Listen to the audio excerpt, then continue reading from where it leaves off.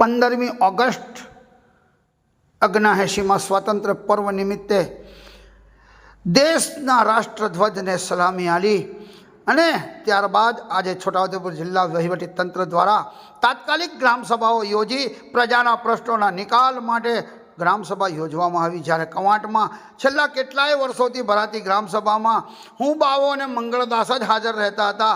તે સમયે આજે 15મી ઓગસ્ટ સ્વતંત્રતાના દિવસે જાણે પ્રજા સ્વતંત્ર થઈ ગઈ હોય તે રીતના ગ્રામસભામાં ઉમટી પડી હતી અને પોતાની સમસ્યાઓ સરપંચ સભ્યો સમક્ષ રજૂ કરી હતી। જ્યારે આ સામાન્ય સભામાં ગ્રામ પંચાયતમાં 14 જેટલા સદસ્યો છે, તેમાંથી માત્ર 3 સદસ્યોએ જ હાજરી આપી હતી। આમ ગ્રામ પંચાયતની મિટિંગો હોય છે તેવા વખતે સભ્યો પણ હાજર રહેતા નથી। માત્ર એક ગ્રામ પંચાયતના સભ્ય બનવા માટે તેઓ ધમપછાડા કરી સભ્ય બની જાય છે, જ્યારે પ્રજાના કામો તો હતા એવાના એવા જ રહે છે।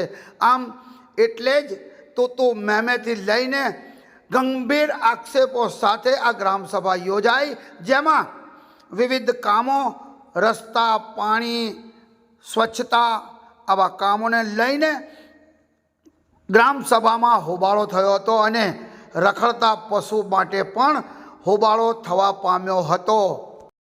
સાંભળીએ ઉપસરપંચ અને સરપંચને।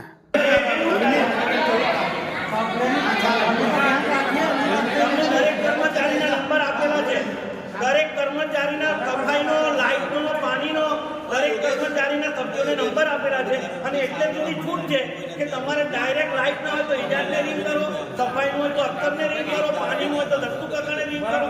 તમારું ના કામ થાય તો પછી તમે અમને કહો, આટલી છૂટ આપેલી છે।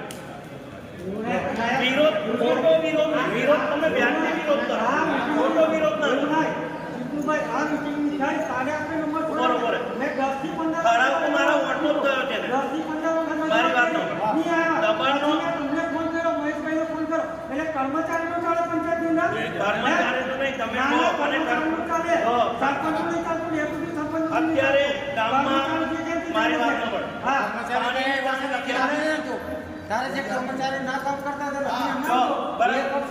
ગામમાં પાણીની તકલીફ હતી। પાણી બધાને ઉનાળામાં ભર ઉનાળામાં મળે છે। બીજું લાઈટો, તમે ગામમાં આટલો મારવા નીકળો, મેં તો રોજ કાલે ગાયત્રી મંદિર રોડ પર ચાલવા ગયો હતો, લાઈટ વાળા લાઈટનું કામ કરે છે, પાણી વાળા પાણીનું કામ કરે છે। કામ તો થાય જ છે, કામ તો થાય જ છે, નથી થતું, થાય છે।